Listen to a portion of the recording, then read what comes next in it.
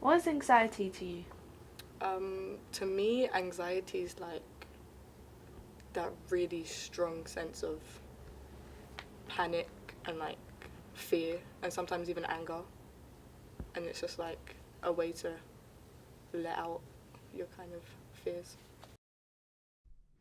This is when she was 6 days old. She was chubby baby.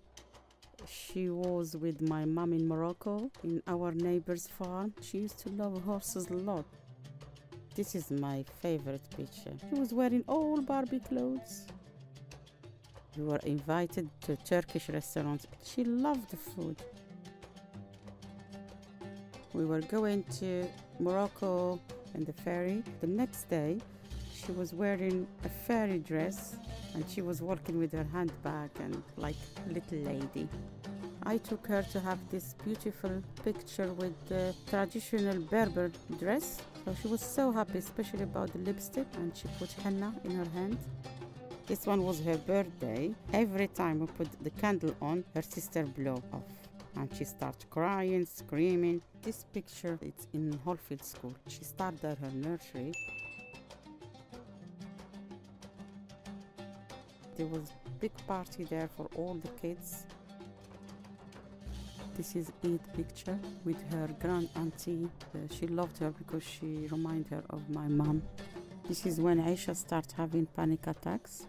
First time she had it, we got ambulance for her to take her to the hospital. She had several panic attacks. The last one, she spent 1 hour in the room. That's why I called the ambulance. And she said she couldn't hear, she couldn't see. The emergency people helped her a lot. So I'm on my way to the Orange Tree Theatre in Richmond to see Claire McIntyre's Low Level Panic.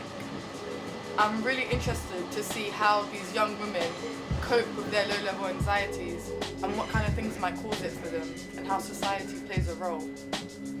And I really want to see if I can find anything that can help me cope with my own anxieties. So I'm looking forward to seeing this performance.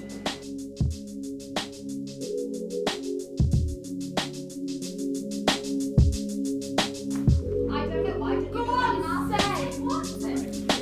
I don't know. I bet I can hear you. Oh, shush.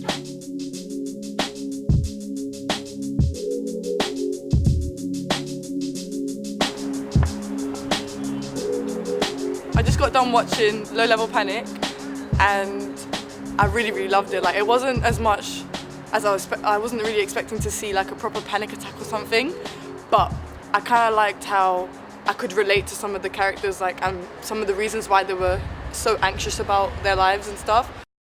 To find out more about my panic disorder and what makes me me, I've decided to call Dr. Rosenbaum at Hillingdon Hospital. So let's see what she has to say. Hello? Is this Hillingdon Hospital?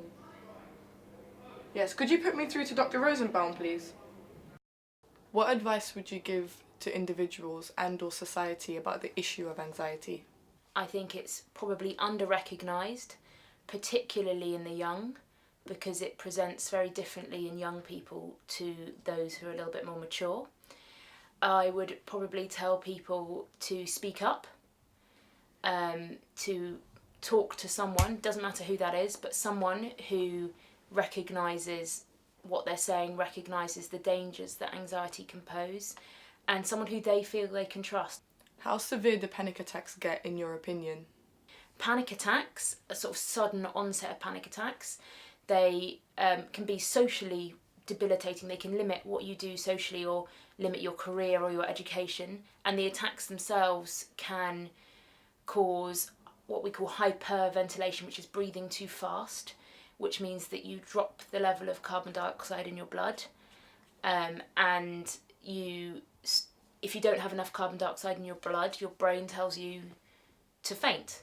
What useful or common treatments do you offer to patients with anxiety? So the most important thing, first things first, is to identify someone with anxiety and correctly identify them. Separate people from anxiety from people with depression, from people with specific phobias. And then the second thing is you need to talk with that person about their coping mechanisms, because you need to help people to cope because the treatment isn't a right now thing, it takes a long time. So you have your coping mechanisms and then you have your management or your treatment. Something called cognitive behavioural therapy is very useful. It's a challenging form of therapy done with specialists who talk about exposure to your triggers and how you cope, and then eventually you are able to cope and you overcome your fears. Thank you so much for your time, Dr. Rosenbaum. It's been very helpful.